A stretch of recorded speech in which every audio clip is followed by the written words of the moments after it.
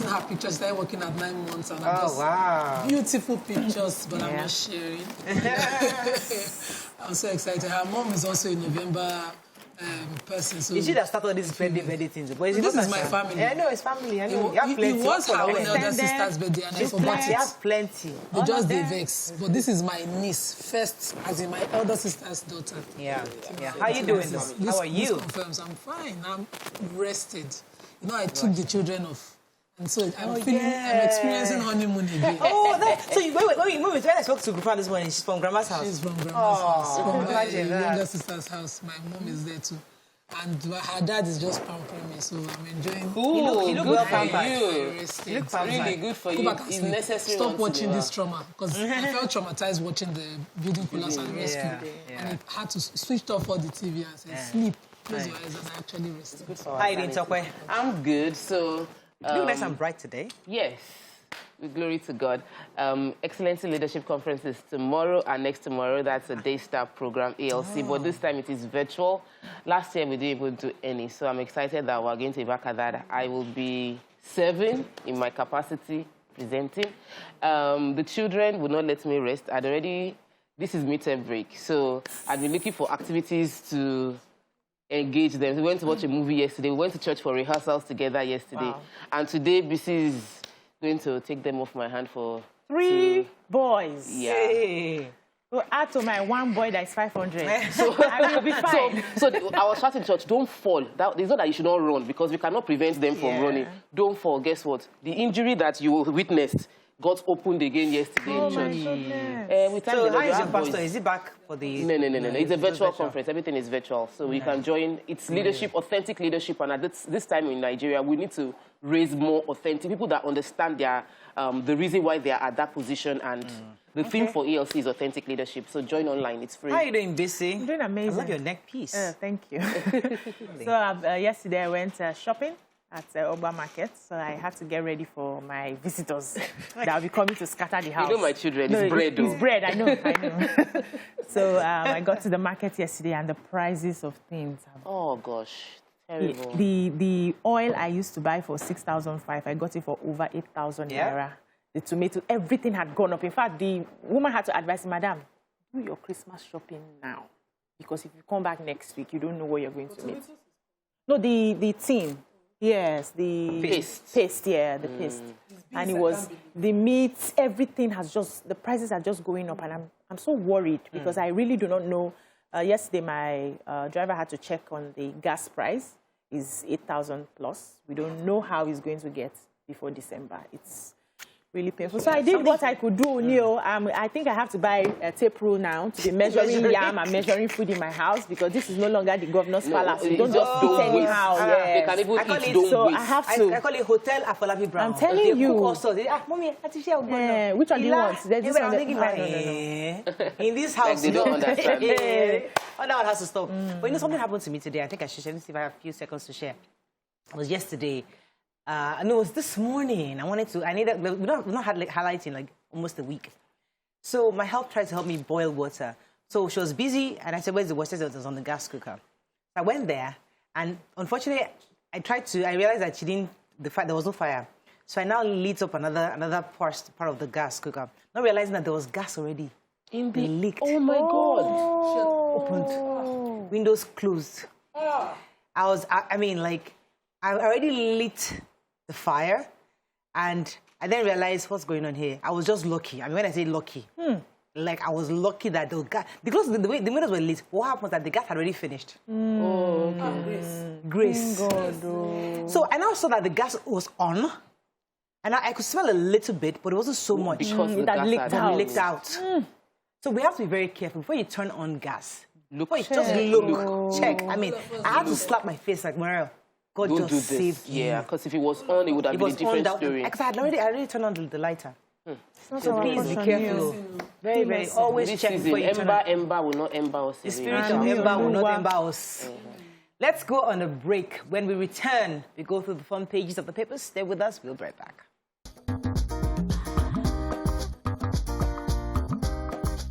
Stay tuned. Your View will be right back. Starting with the Punch. APC convention date shaky. Party battles crisis in 13 states. Picture again of the rescue operations that's ongoing in Ikoyi. Suspected insane woman throws 2 children into well. Bodies are missing. Amotekun arrests herbalist, accomplice with coffin, hosting dismembered corpse. Obi Kubana spends second day with EFCC passport seized. ASU seeks prayers as government kidnapped 2 Uni Abuja professors and family members. NNPC admits hitches at depots, dismisses price hike rumor. And Ikoyi build in Lagos suspend GM, death toll rises to 20 and families protest. Okay, which story are we taking? 100%.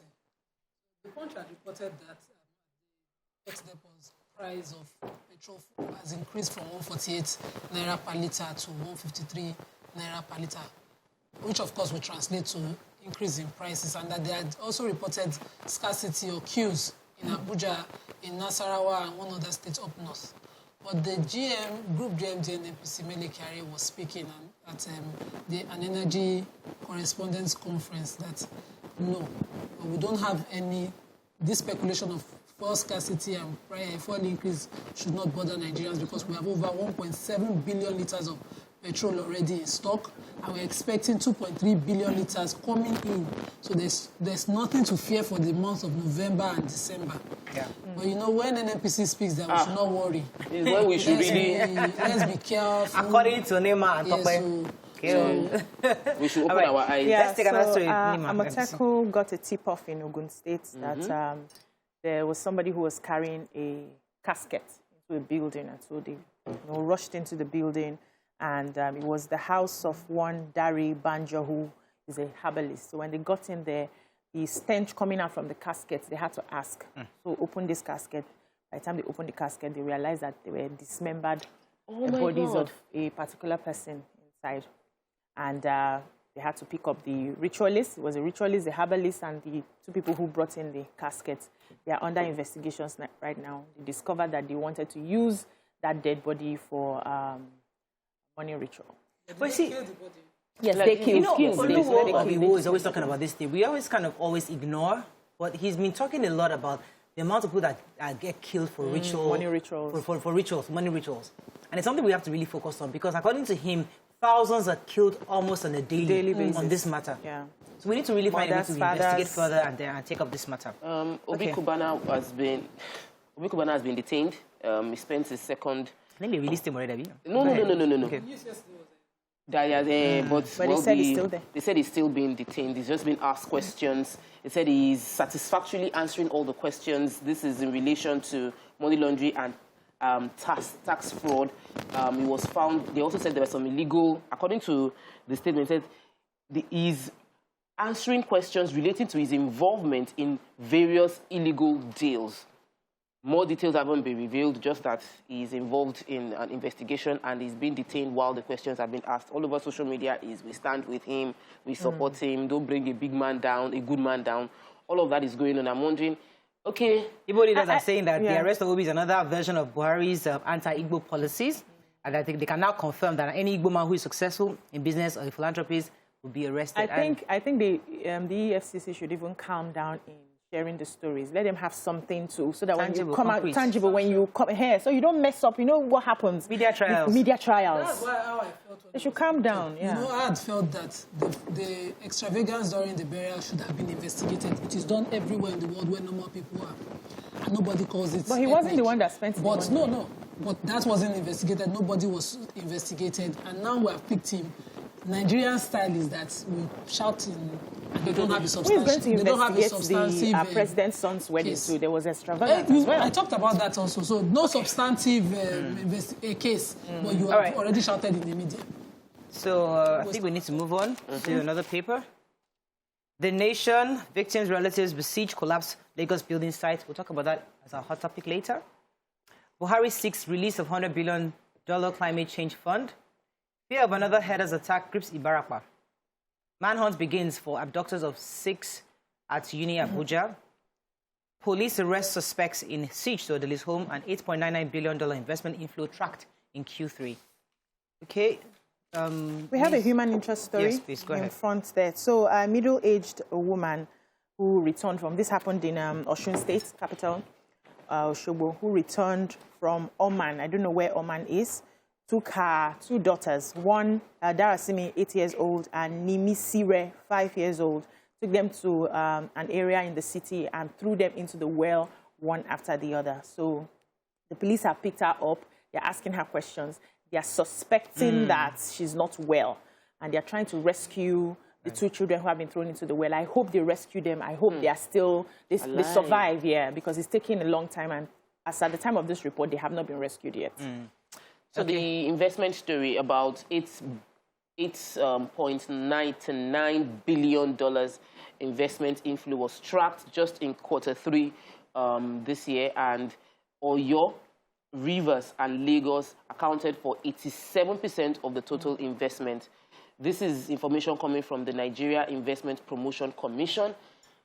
Also, part of that story was the fact that generally between 2017 and 2021, we haven't gotten as much cash flow that has been pledged. So a total of money pledged, less money redeemed.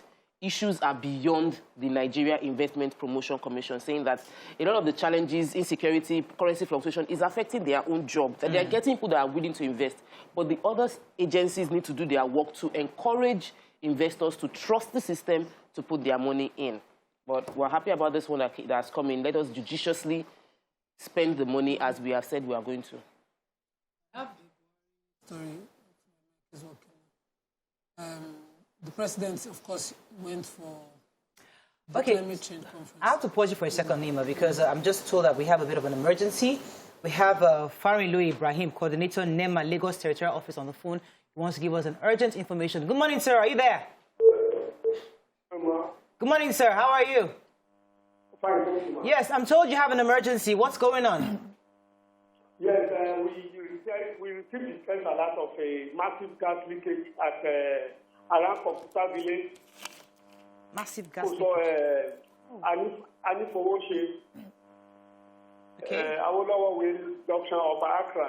So our appeal is people should cooperate with us. They should not open shop. They should move far away from that area. And most importantly, they should not operate anything that can ignite fire. Vehicles, motorcycles, Okada riders should move away. Those ones can ignite fire. Already we have shut down supply. The Nigerian gas company have shut down supply.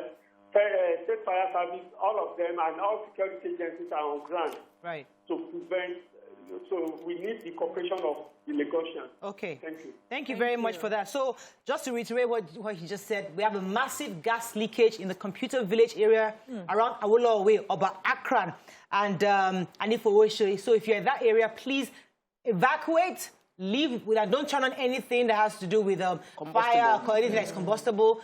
Please leave that area. If you have family and friends in that area, kindly send a message right away to please leave the area. The government is on top of it because they've already turned off the source. But obviously, there's still gas in the air. So please leave that area as soon as you can. We'll continue to remind our viewers on this towards the end of the show. Let's go on a quick break. When we come back, we'll continue with the review. Stay with us. We'll be right back.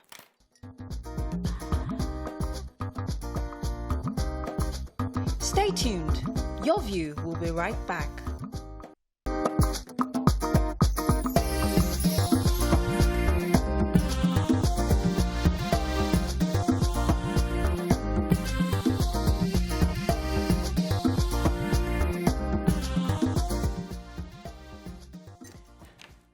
Thanks for staying with us. So before the break, we're speaking with Mr. Farin Ibrahim, the coordinator, NEMA, Lagos Territorial Office, was telling us that there is a massive gas leakage in the Oba Akran, Anifowoshe, Awolowo area, Computer Village area, that people in that region should please evacuate and refrain from turning on anything inflammable not to cause any disaster in that area. Please spread the news so that people know in that area to move out.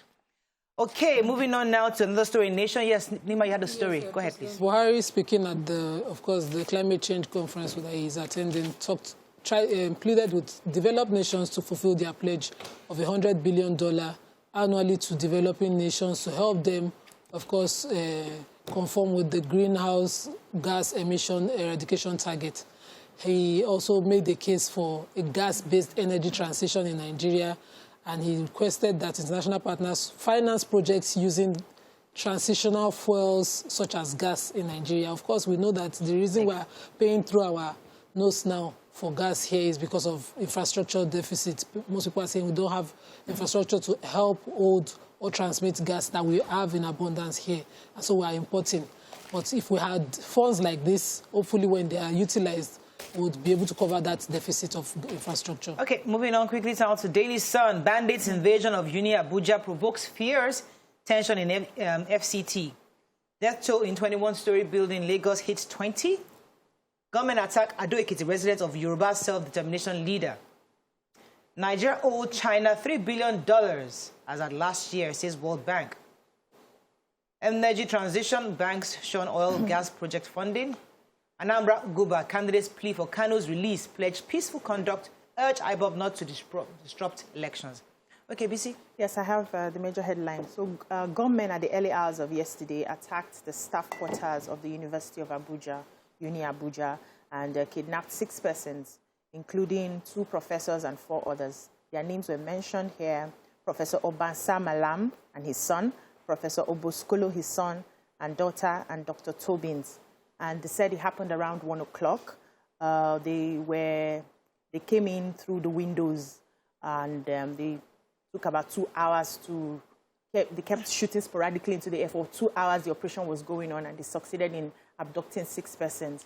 So the ASU president of the school has, spoken out, and he's calling for prayers. The FCT police command also said they've deployed officials to secure that area. PDP condemned it, saying that this is even about 16 kilometers away from the presidential villa, and yet they are not able to be protected. So everybody's running helter-skelter right now in the FCT.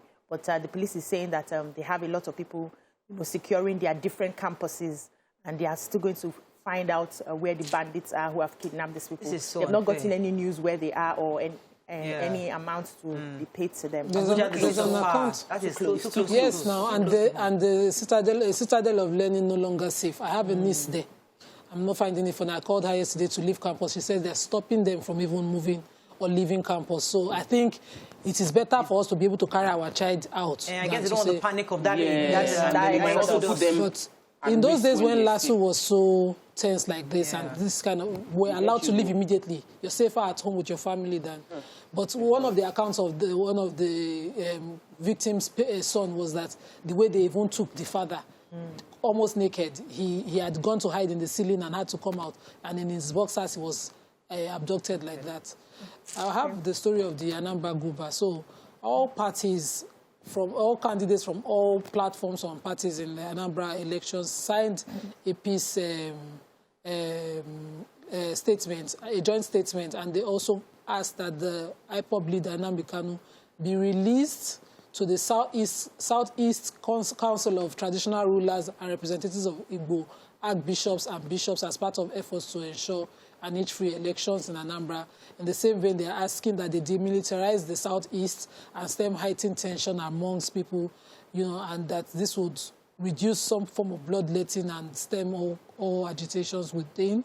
They're also asking INEC to maintain, for the duration of the election and beyond, peace, so that their supporters can come out and vote, and a lot of other issues that they asked for, that, would ensure that they have age-free elections in the Southeast. They added some other requests that about 5,000 Igbo youths who have been arrested on the basis of IPOB should be released. They're also talking about how the IPOB leader should be released. They are appealing to IPOB not to disrupt anything. I think they had given them that's from November 4th. If their leader is not released, they're going to have that sit at home, which would even affect the elections. They're asking them to stay on it. Okay, moving on quickly to the Nigerian Tribune. Justice Odele's house invasion, impunity taken too far, says Supreme Court.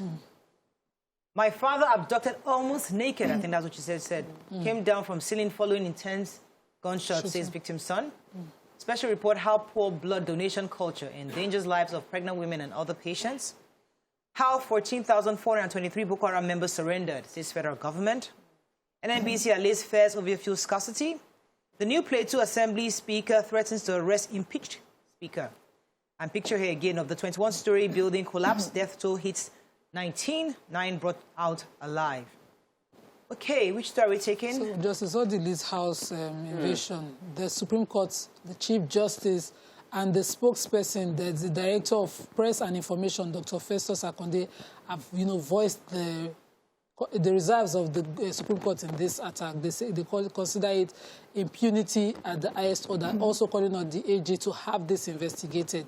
The IGP says that some suspects have been arrested in relation to this, and the style and manner of that invasion is presently being investigated also.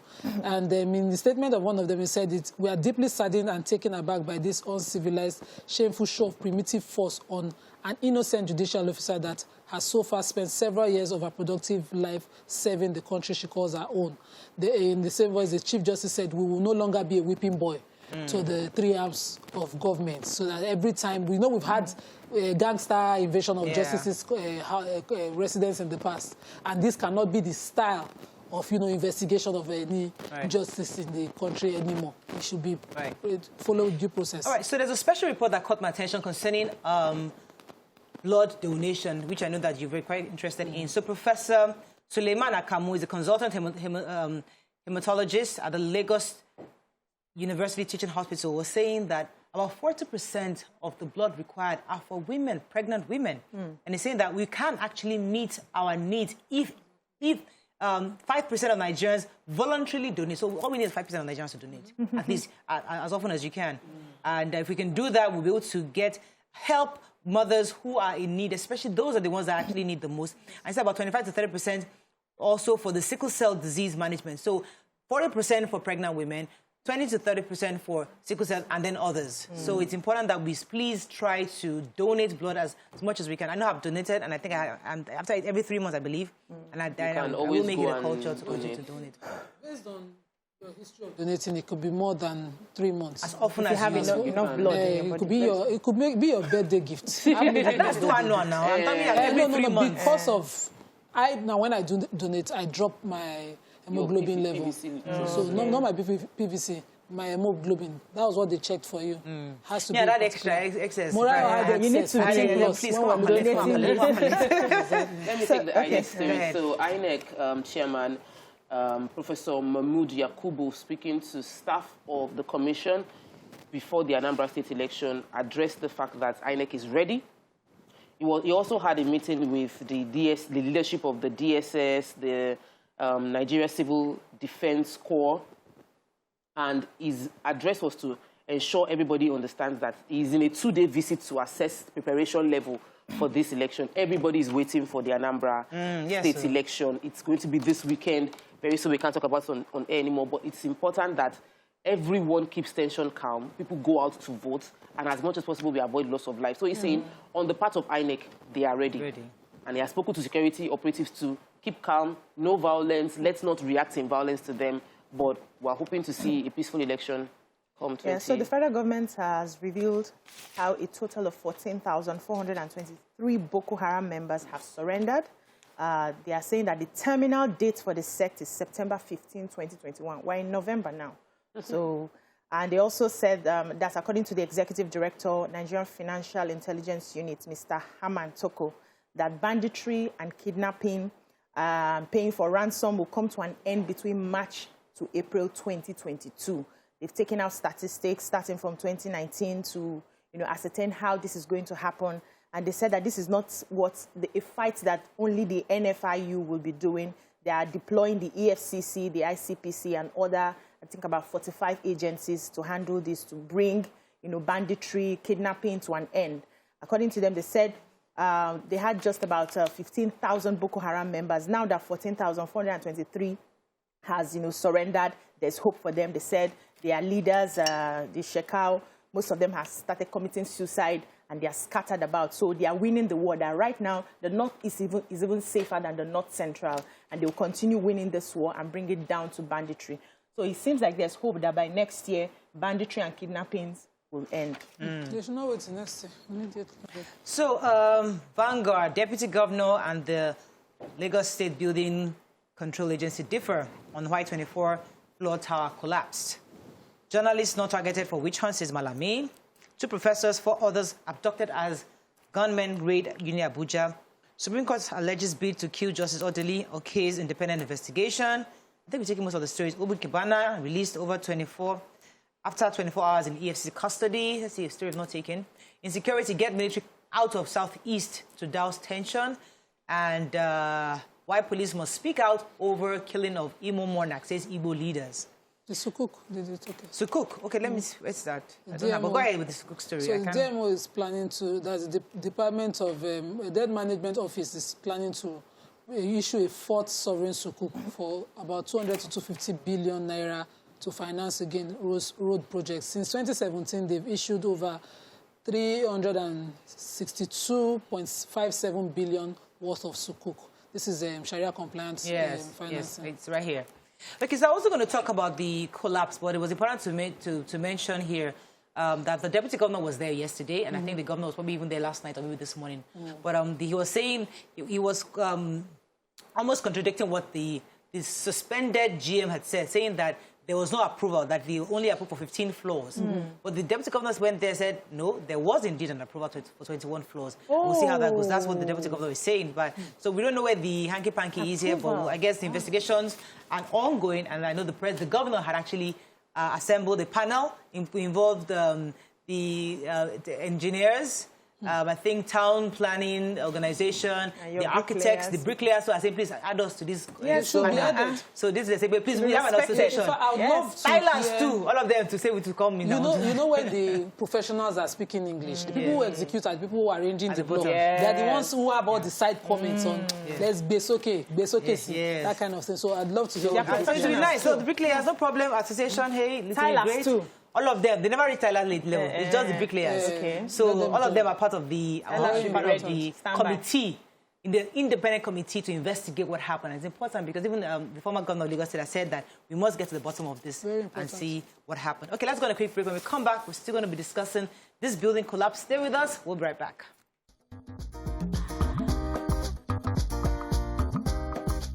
Stay tuned. Your View will be right back.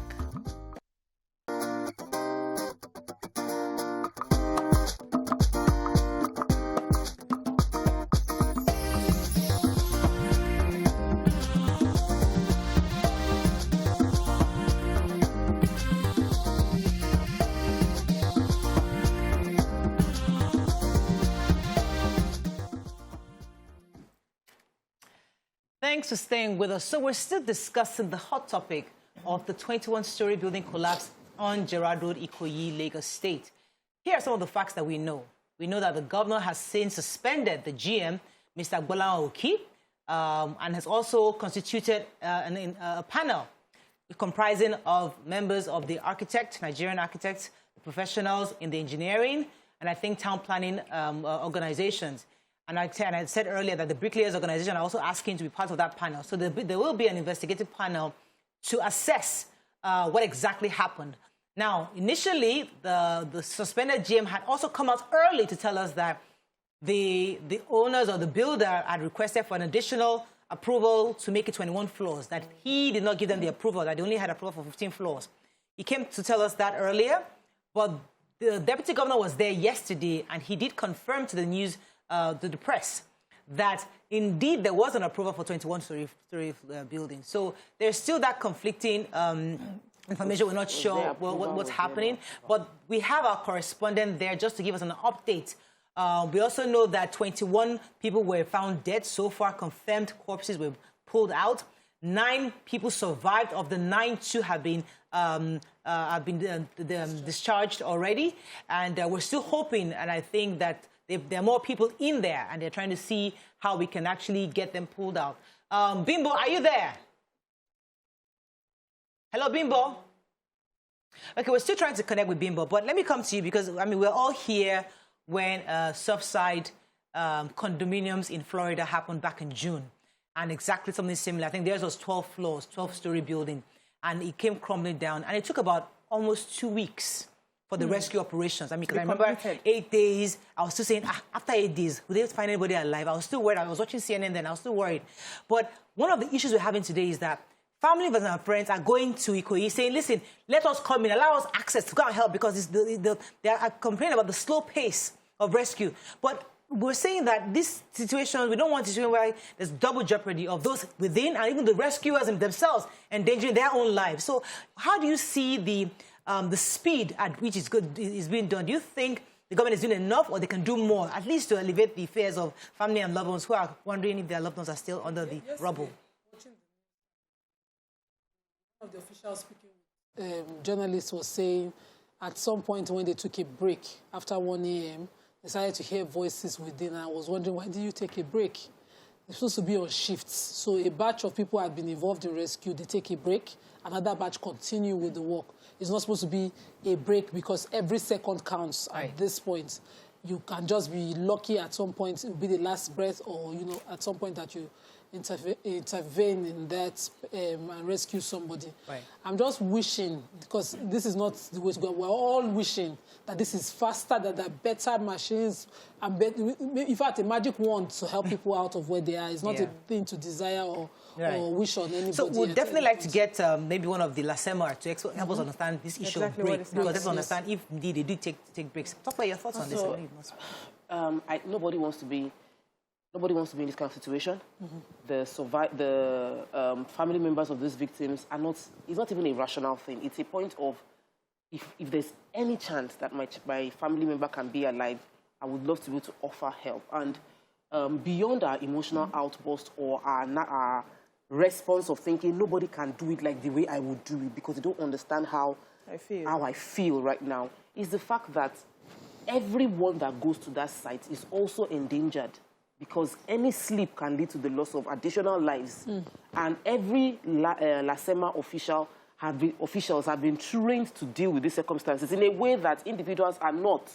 So there are safety guidelines that the families of these victims of this collapse would not be able to observe. So I would appeal, number one, to all the family members of the victims that they should please exercise a bit of patience, because this is the same thing that happened when we saw the soft side too, because many of the family members are just crying, feeling bad, wishing that he just went for site inspection, especially for those that they were investors in that place that just went for site inspection, those that were not, those that went to work there, and every other person. No life is, nobody's life is more important than the other, and this is a huge loss. However, the controversies going back and forth concerning whether there was approval, quality of building, all of that brings us to what we have been saying on Your View, we the people of Nigeria. All right, I'm told that, let me pause you for a second, Tokwe, because I'm told that we have Mr. Bashir Idris Garga on the phone, Deputy Director, Operations at NEMA. Good morning, Mr. Bashir. Are you there? Yeah, I'm there. Good morning. Good to have you on the phone. So before I even ask for the updates, is it true that your team member took a 2-hour break? No, it's not up to 2 hours break. There is just a shift. You know, we had to rush it. This operation has been on for almost 2 to 3 days now. Okay. So there is fatigue on the part of some of the responders, and therefore we have to run shift. And these machines needed to be refueled, and other equipment needed to be brought in. But as I'm talking to you now, the operation is ongoing. Debris clearance is ongoing. Okay. Okay, sir, so we are worried about that break, no matter how small it is, because we have people in that rubble that are still alive. And you know the way things go. Before you know it, the oxygen will be finished and they will be gasping for air so that we don't have more casualties while we're still trying to rescue them. Wouldn't you have... No, I wanted to ask, is there any way you can deploy more hands, even if it's from other states, so that nobody is having to rest a bit and all hands are on deck? As I'm talking to you now, all the responders are here with various expertise, those detecting life, those ready with oxygen to give in case we find some people in this place.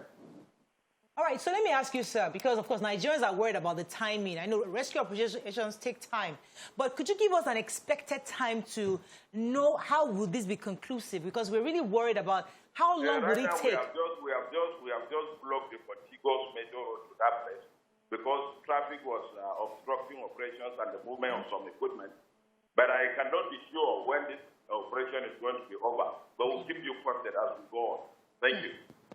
All right, sir. Thank you very much. I guess he had to leave. Yeah, but, I was going to say that. So this morning on my way to work, I just passed by that place and I slowed down a bit to really observe what was happening. I still saw a lot of people clustered around the environment. In fact, there's a bit of a gridlock when you are, you know, going through that area.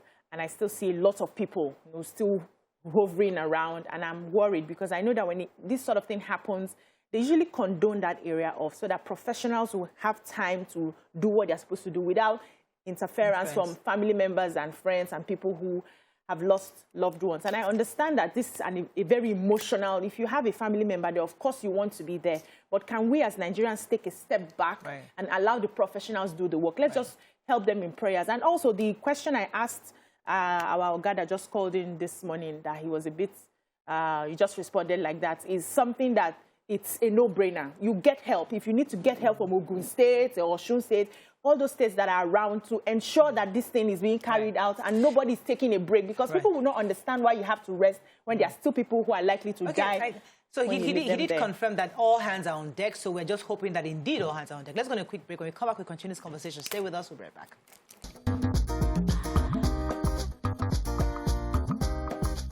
Stay tuned. Your View will be right back.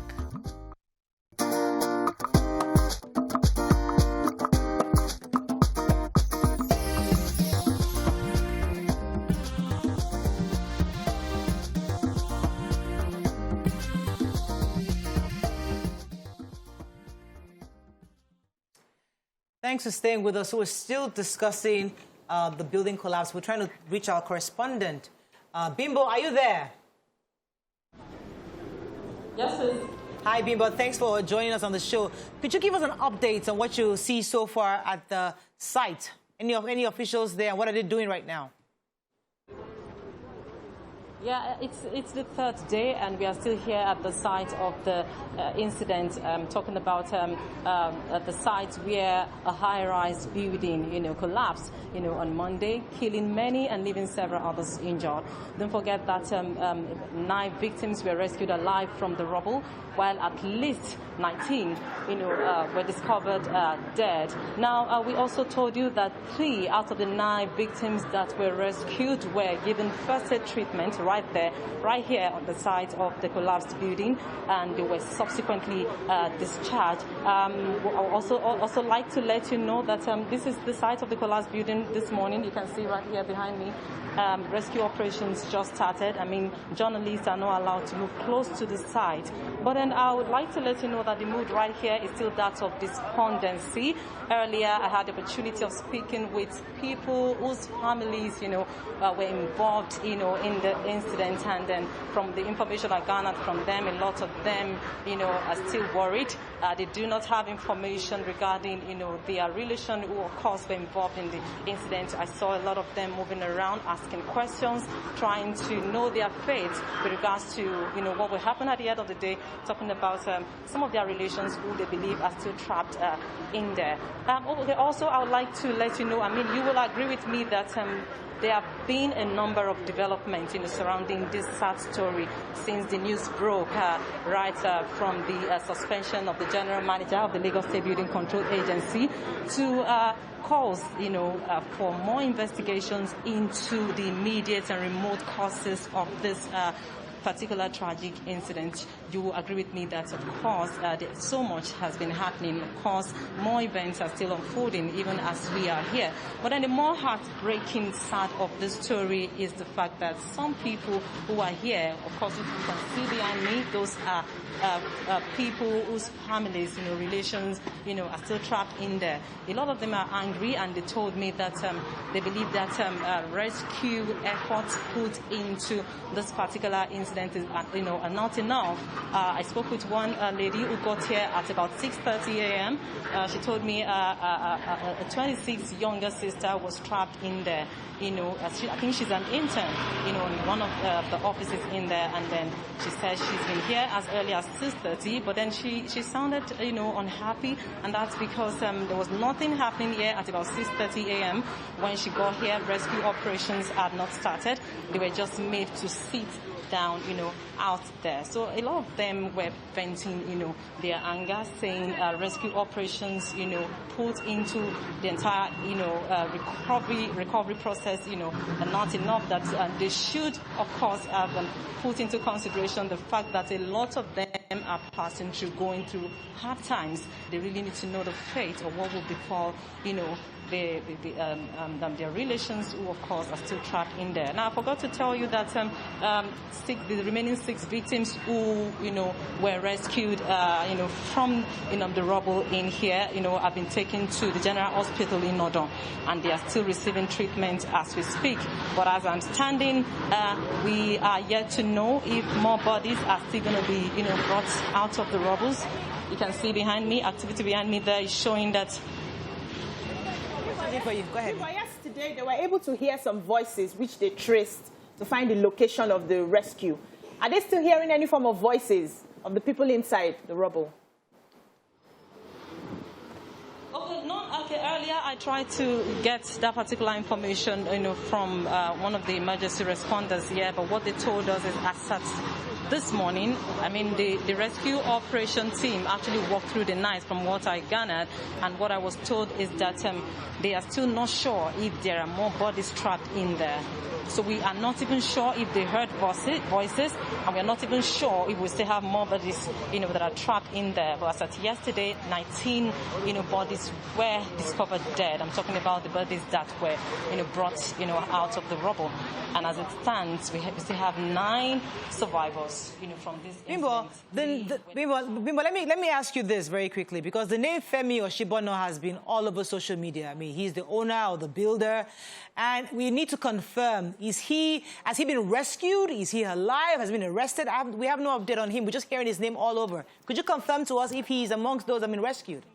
In there yesterday, one of them, which happened to be a Togolese, and they are still right there in the hospital and being given treatment. All right, Bimbo, I was trying to. Did you hear my question earlier? You probably missed my question. Let me just ask that again.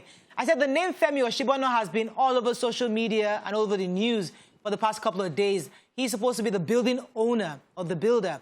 Could you confirm if indeed he has been rescued? He's amongst those who have been rescued so far by the officials at the site?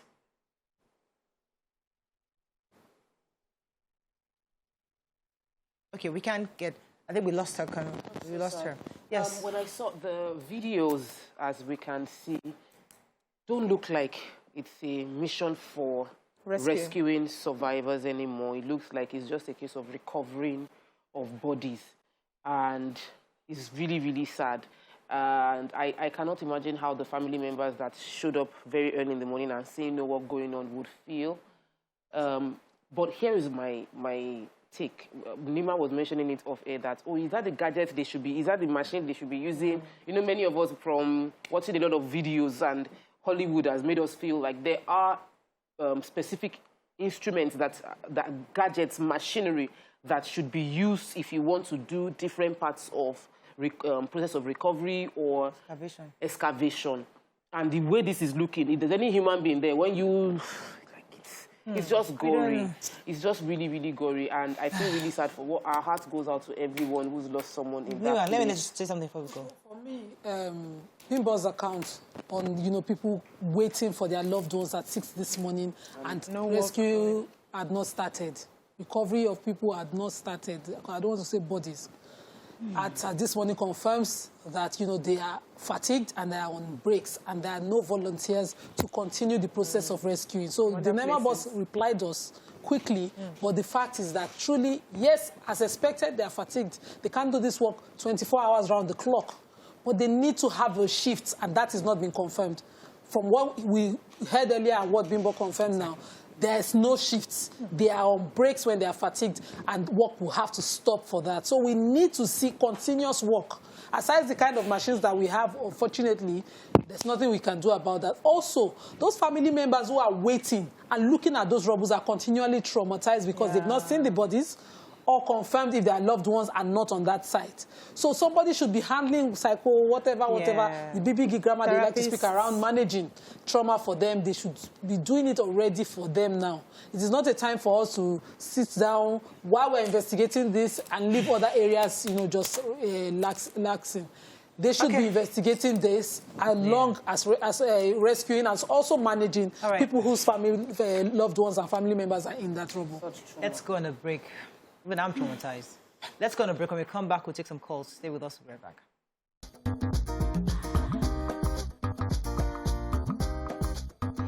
tuned. Your View will be right back.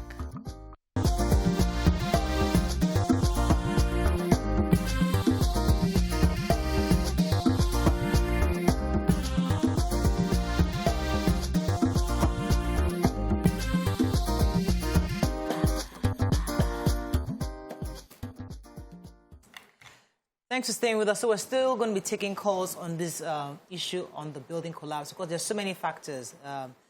Because that we're hearing that it's not just about the fact that the approvals were given or not given, but there are also issues of structural integrity of the materials being used. So we'd like to hear from our viewers. You can call us on 081-270-53687, 091-390-7694. You can also send us messages, and on Facebook and YouTube, we're happy to read your messages. Now, what's most disturbing is what our correspondent just told us, that there are people that came in there as early as 6:30 a.m. this morning, and rescue hadn't started. And that's quite worrisome, because what we see or expect is that rescue continues around the clock, and then there are shifts. But the NEMA officer who spoke earlier was saying that all hands are on deck. He did confirm that they do take breaks, but we're saying that, do we need breaks? And even if they're taking breaks, how fast do you expect rescue? I even have a problem with how the rescue is being done. I do not think we're doing it right. From the video we saw just now, if there's anybody in that rubble and that thing just clips you, it's going to cut off some parts of your body. It's not... I think that we should have found a way to get like a scanner. I don't know. I'm not a structural engineer. It's my opinion, please. It's my opinion. Because I was saying that like a scanner to know exactly where people are, and machines that will lift them. Not see. Did you not see that? But if you that one, the scanner will pick up the metals. All the metals are there will pick up.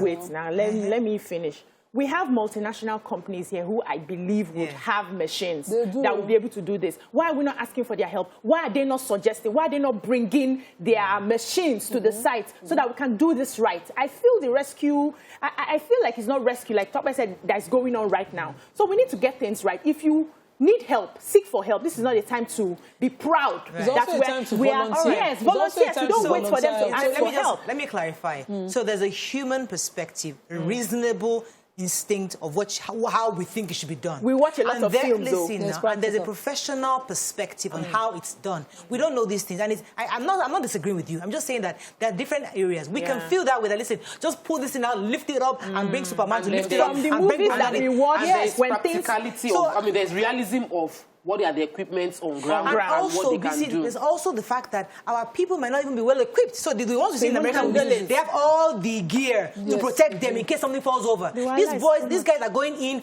nothing. So they're also being careful. So let's not compare Hollywood to reality here. Please, before you come, so when we don't have to wait for issues to happen before we know the right equipment to get for our country. Certainly. We have had issues like this severally. There are buildings that have fallen. We've had to go and lift people or rescue people from such buildings. Why is that till now we haven't gotten machines? Peradventure, this sort of thing happens. Do we have to wait all the time and lament? Because we had Lucky, we had Sinagog. We lament that we do not have the right machines, we do not have the right training, we do not have the right gadgets till now. All right, let me take this call. Come to you, Niman. Good morning, are you there from Abuja? Oh, wow.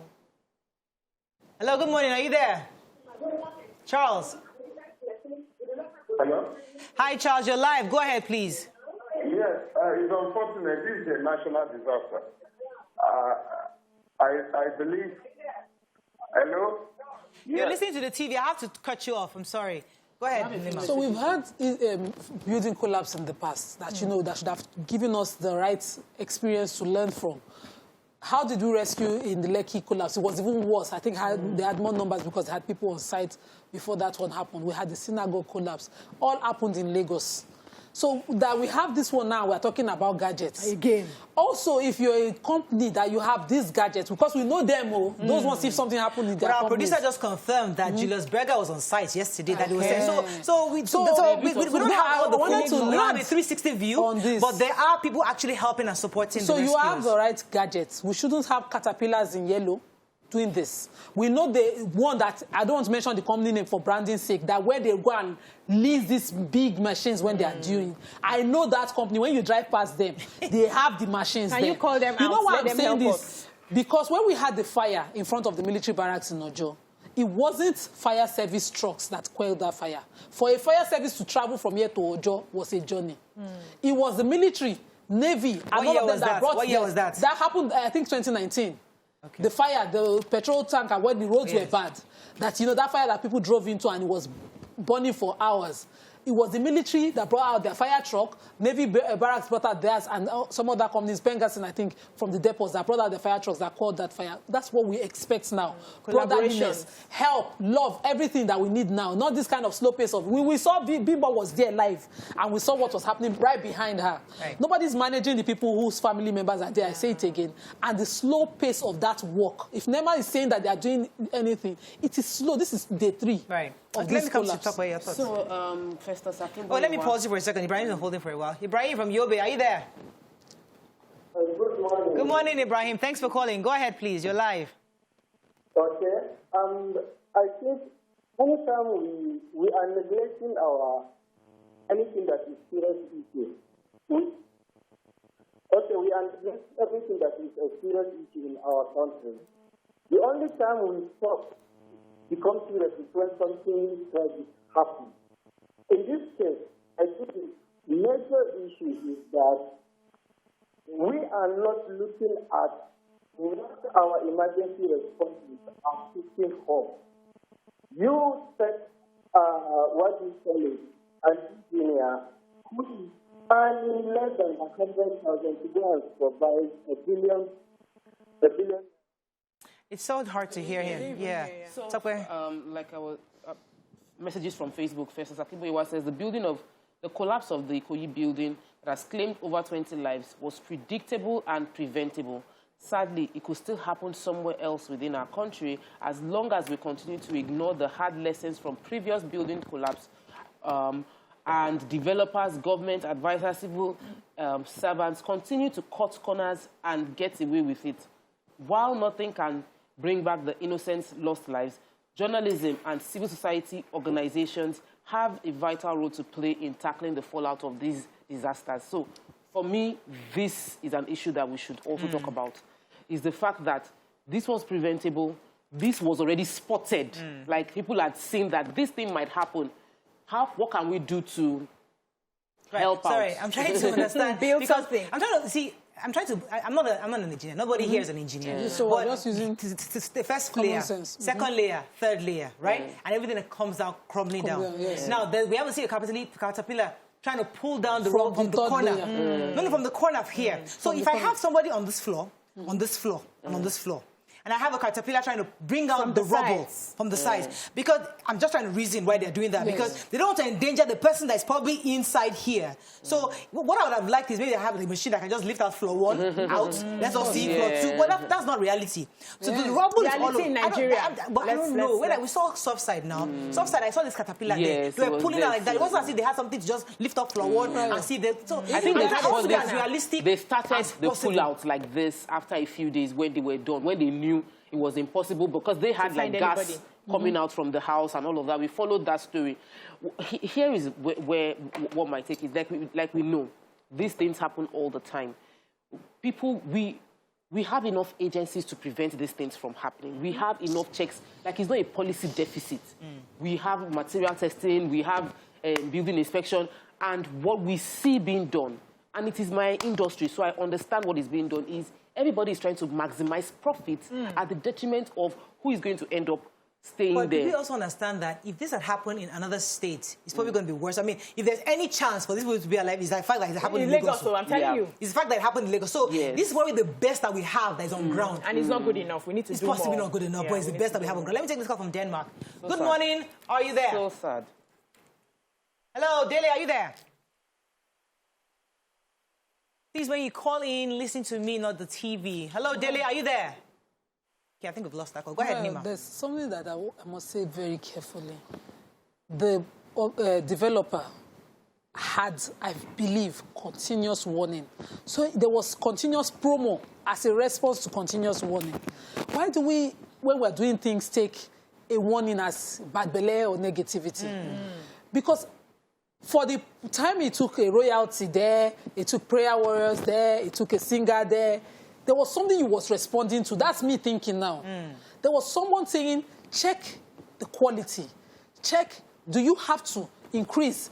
And rather than listen to that voice and do professional structural checks, or call an engineer or an expert to say, why is this person just telling me, buy me woe?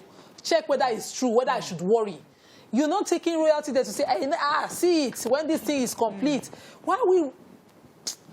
You see, thank you, Nima. It's interesting that we focused so much on what government is doing on rescue. But the real crux of it is with the people. Yes, it's with the people. We the people have built this and regarded the government's warnings and regulations, right? We circumvented it. And also the fact that we have refused to focus on due process.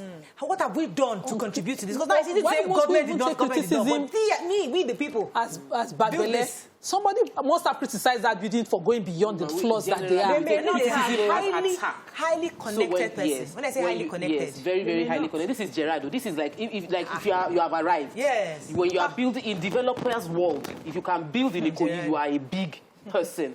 So there are many issues on the for the structural engineer to say we are no longer working, we renounce ourselves from this construction work. We don't want our name to be associated.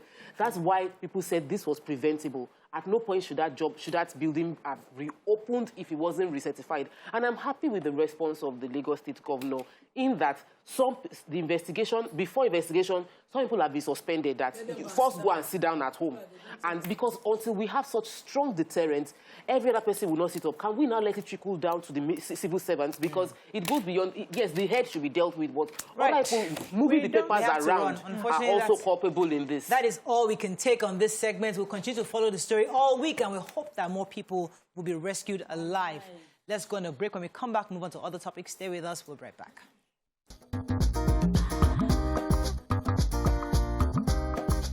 Stay tuned. Your View will be right back.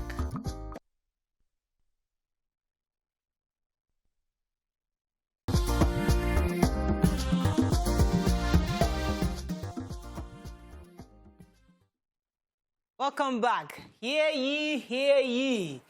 Ladies of Nigerian, there has been a gradual,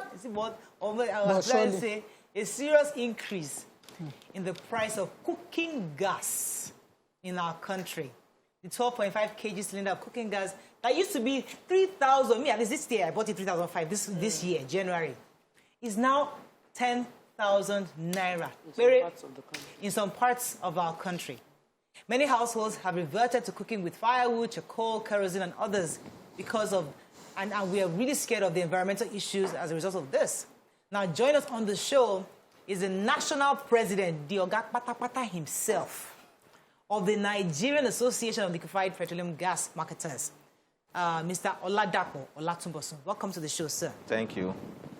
First of all, we're going to hold you, Shokoto. Is it with your heart that we are holding?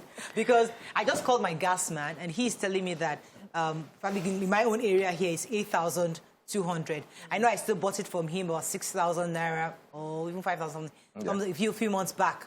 So, and I know in some certain parts of Lekki, it's probably 10,000. Yes. Certain part of the east is 10,000. Why are we having this increase in gas? Thank you, Morayo. This is a very hot topic that concerns all Nigeria, because every human being, old, young, or middle age, we must eat to survive. And 90% of food processed in Nigeria involve eating, not even Nigeria, all over the world, you will eat. And the only way to eat your food, and very healthy way, is to use cooking gas. So cooking gas is a common and essential product to every household. And if it's an essential, it must be affordable, it must be available for somebody to know is living well. If we are cooking in a mix that is different from using cooking gas, actually it's a substandard living system, that the lifestyle is substandard. So for Nigerians to have a standard lifestyle, they should be able to cook in a very environmental friendly way, economical way, and a convenient and healthy way. Yeah. And that is what we are losing now. And it should be our concern that as a human being, how do we elongate our lifespan? How do we elongate our value of being a citizen, of being a country? So I'm worried too, because like rightly said, last year or this year, if I buy a bridger, that is 20 metric tons of LPG, it's about 3.8 million. Today, to buy, I need about 12 million naira. That is 3 or 4 times of that money I used to buy. Where is the capital? So it costs across the board. And the genesis of this problem, let's just go and look into it. We were not like this before. Gas was available, and there's no scarcity of gas worldwide.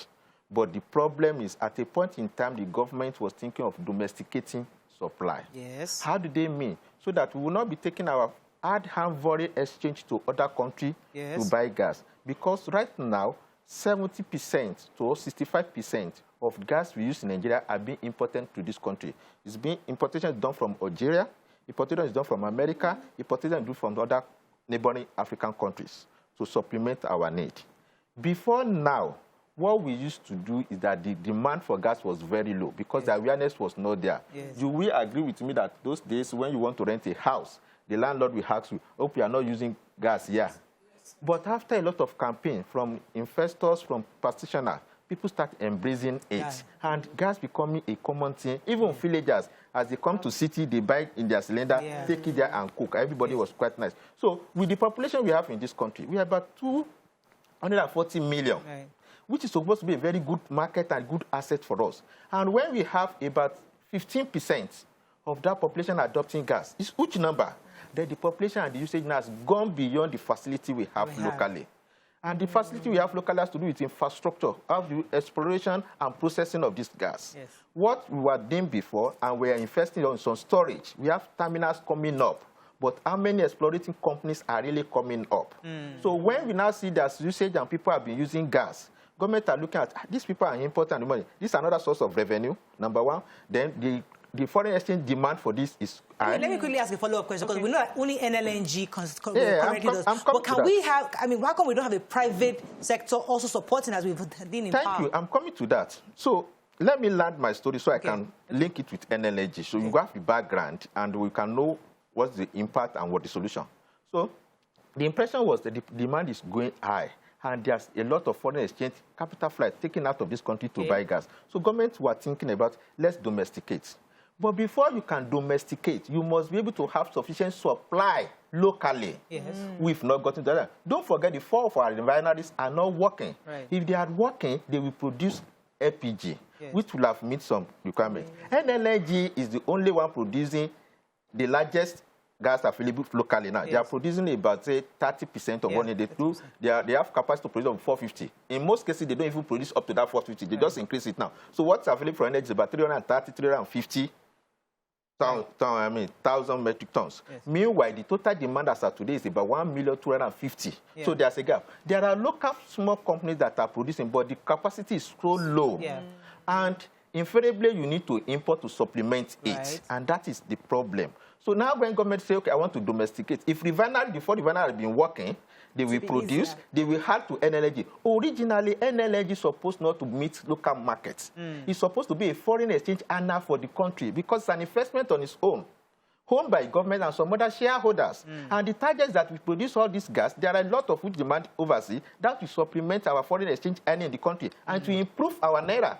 But because we have deficiency here, NLNG has to make all their butane available for local. Still, it's not sufficient. And don't forget, NLNG is also about 30 years old in business. That means the infrastructure is also reducing the well. How well are they maintained? So what they are doing now is to construct another train called Train 7. Exploration is capital intensive and takes a long time to complete. Train 7 will be completed in about 5 years' time. The population that is growing is not stopping. Demand for gas is increasing. Then there's a huge gap. So now come here and say, yes, I want to produce fee, I want to stop bringing it. There's going to be a chaos. And that's what we are saying. We've not gotten to the end of it. The prices are still going up. Currently now, most of storage facilities are dry. There are no gas there.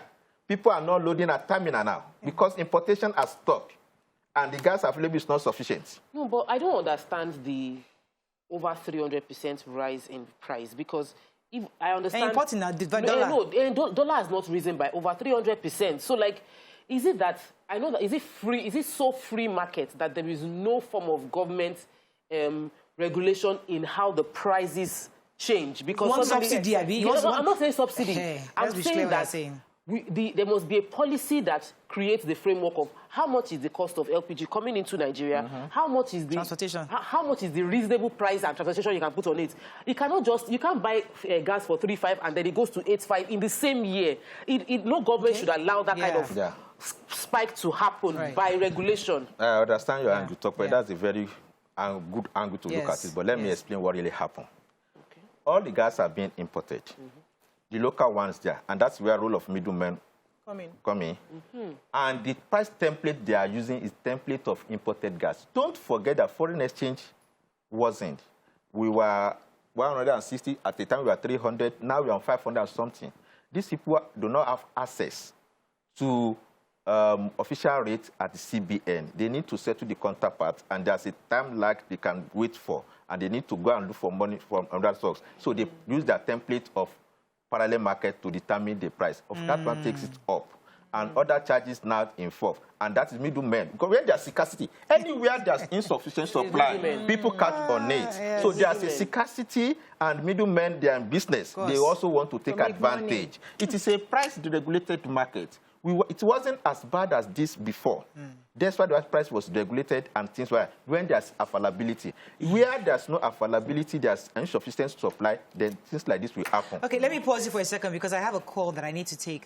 We have Mr. Farin Ibrahim, coordinator NEMA, back on the phone. Mr. Ibrahim, you have an update on the massive leakage in Ikeja? Yes, it has been brought under control. Okay. And we are urging people to go about their business. Okay. However, the traffic, where traffic was diverted, we are still maintaining it until repair work is completed on the pipeline. Okay. Thank you very much. Those who want to do anything can go ahead. Only traffic will be affected later. Okay. Thank you very much. It's good to know that it's under control. So there was a gas leakage earlier, and I'm so happy that's under control. So I wanted to say that I know that we have the natural gas. And one of the problems I've heard you highlight now is that we do not have the infrastructure to domesticate yet. And that is what is causing all of this artificial scarcity, so to speak. Yeah. But how do you think that the private investors can come in, take advantage of this opportunity so that we can have gas at cheap rates? The private investors are trying to come in. Okay. Now we have sufficient storage facility. All the terminals are storage facility. Now the exploration is another key. Exploration is capital intensive and takes time. Yes. Already has just been completed.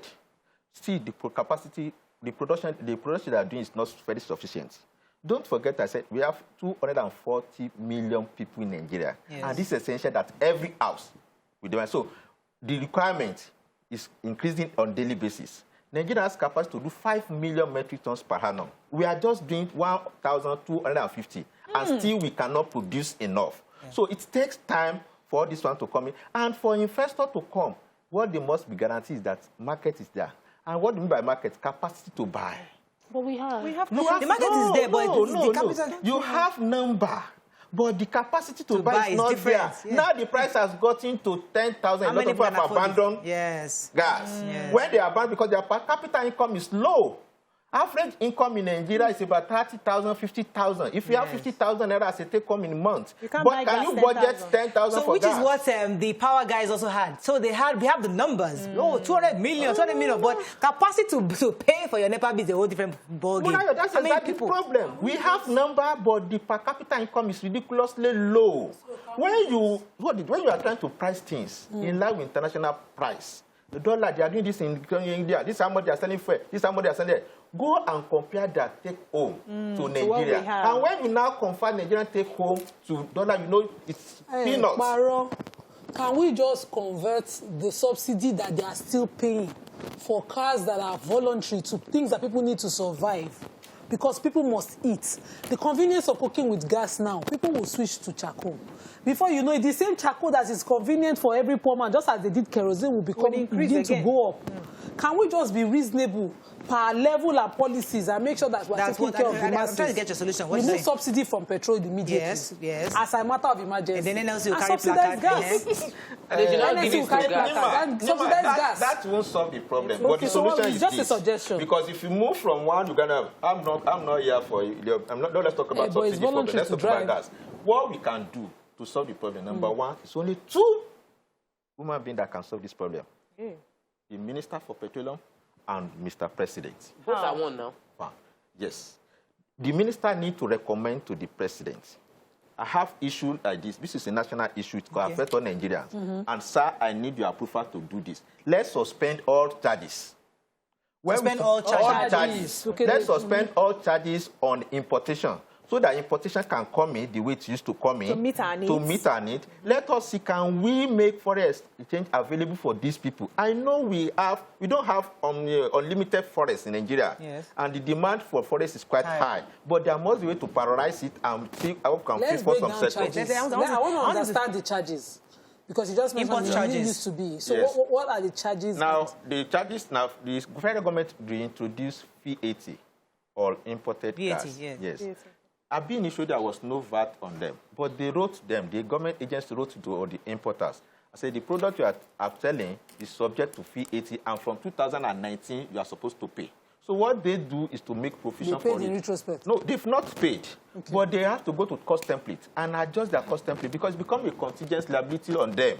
Anytime they knock on their door, if they don't pay, they go bankrupt. So they have to factor that into cost. Yes. The same thing to import duty, custom. As I'm speaking, custom is on some of them on their neck. So your issue is the VATs are too high. But would that solve the problem? Not too high. VAT should be dropped. When VAT is dropped, when duties are dropped, then the other area is has to be government supervision. So that the middlemen will not catch on it. And that is where moral intervention now comes in.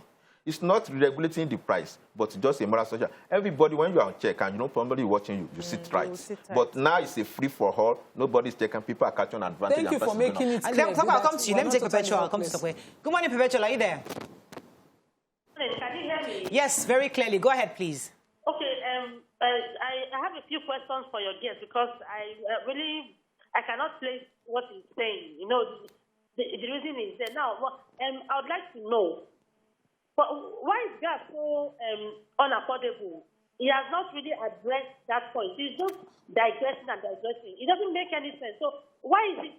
There was a time in this same Lagos and in this same Nigeria that I bought cooking gas for 3,600 or so. But right now it's about 9,000 plus in my area. So Augusta, I'm not saying what you're saying doesn't make sense, but please, can you address why gas is so unaffordable? Okay.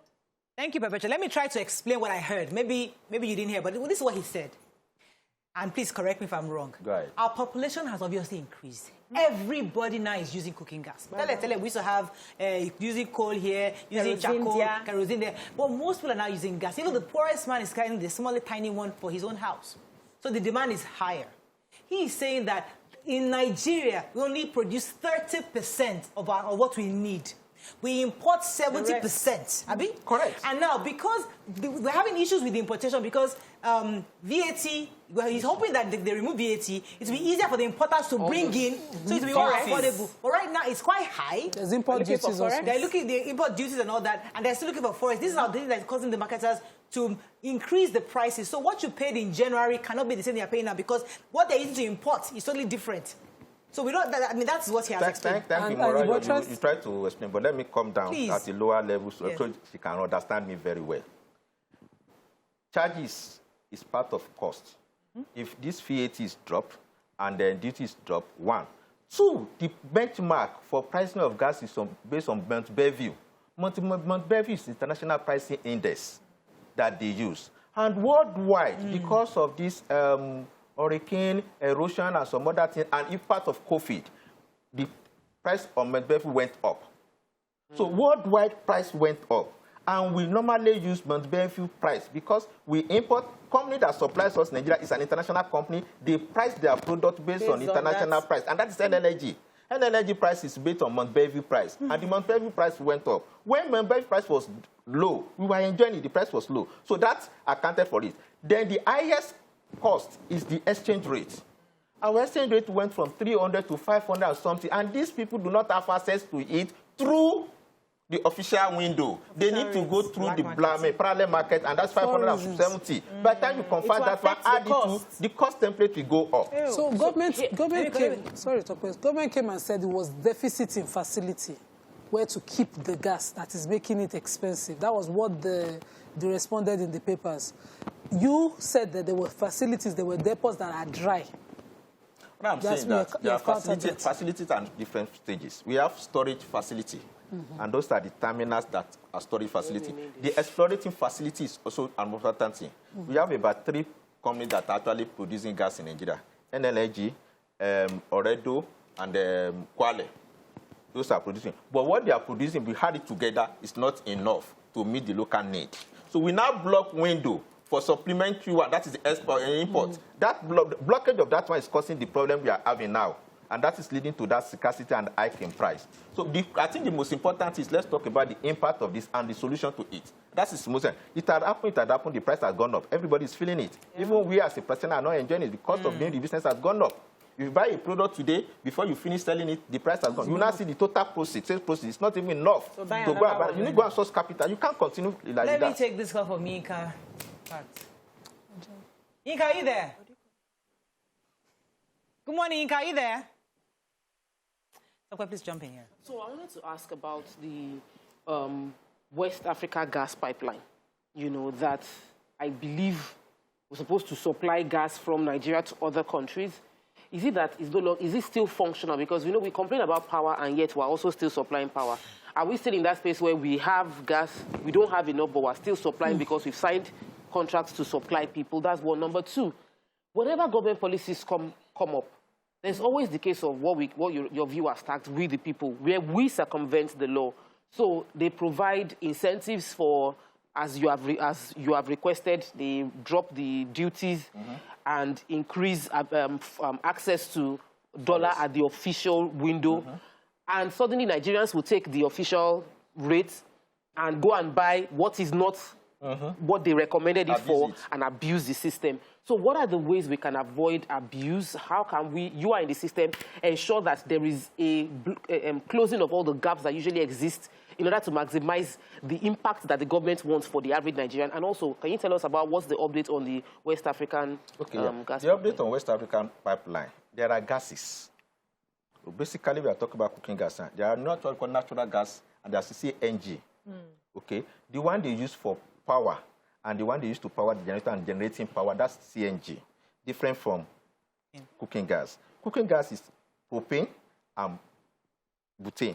Because we are in this part of the world, butane is more accessible here, and that is what NLG produces. NLG produces other gases, which they export to the other country, all other natural gases for other purposes. So, and that is available. That is, to the demand, we don't have problem with that.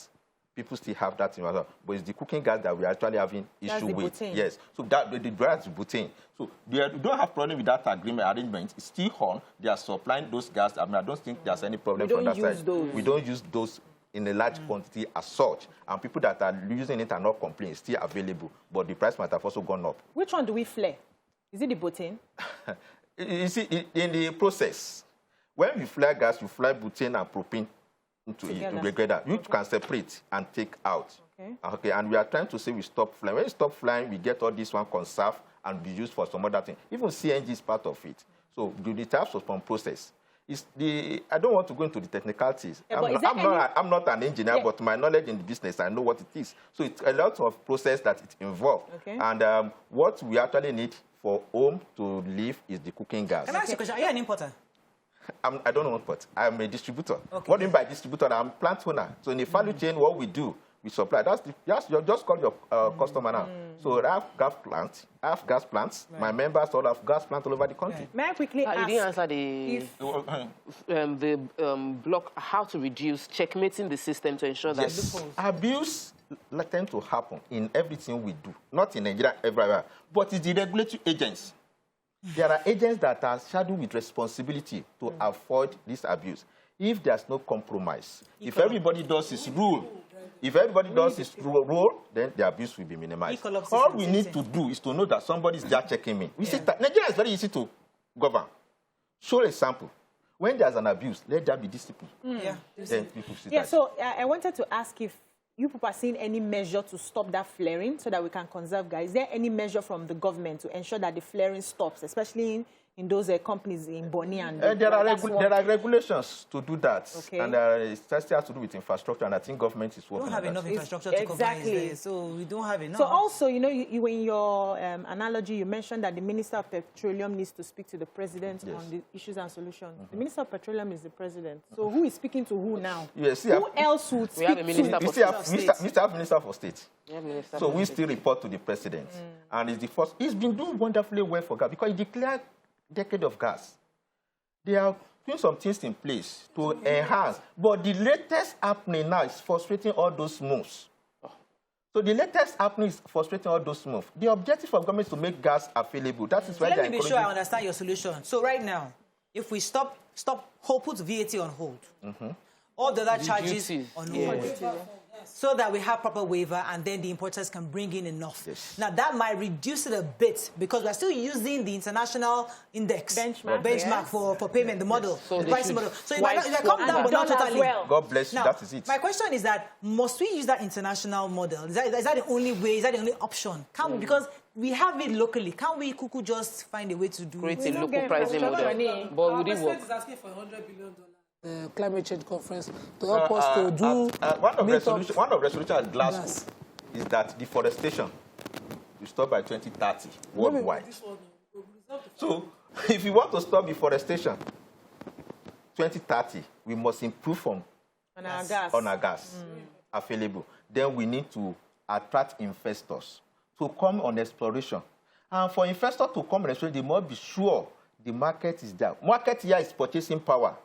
Because gas cannot be adulterated. If gas can be adulterated, you will have the seen substandard. Yes. The one that is affordable. They're like all the products, they produce what is affordable to Nigerians. Yeah. They tell you this who cannot, there is African, they can't buy this, but gas cannot be adulterated. If you do that, you are playing with fire. So the standard must maintain, and you must be able to pay that price. But the problem with the investors is that it takes a long time. In fact, it's very capital intensive. Yes. But let's just say 20% have purchasing power. Is that enough numbers to get an investor to... It's not. That is why we have to continue with import. For now. But the ultimate destination is for us to produce locally. But for now, we still have to depend on importation. Well, are you saying modular refineries for these things? Can't talk about just start a company and say, I want to start small modular scale refineries that you can use to encourage? They are not, okay, we have 4 refineries. The 4 refineries are not working. We are expecting Dangote to come on board. When Dangote comes on board, even the gas that is going to produce, the kind of opportunity, the kind of usage things, options available for him is more than making for gas. He can use it to do for fertilizer. He can use to generate power. At the end, you find out the quantity of gas, if at all, that will be available. You may not solve the problem. And then the pricing system will be that same. The way Christians are waiting for Jesus Christ to come, Nigerians are waiting for Dangote. You know, our government is trying to get funds. So if we take away the VAT and those charges, how would they now make money? All these ones are long-term solution. Long-term solution to ensure that we have gas and we don't come perpetually depending on foreigners. Let me take you back. Years back, we were importing gas from Niger and Benin. Even before this embracement, before people adopting gas, we were importing from Niger and Benin Republic. But the question is short-term measure now.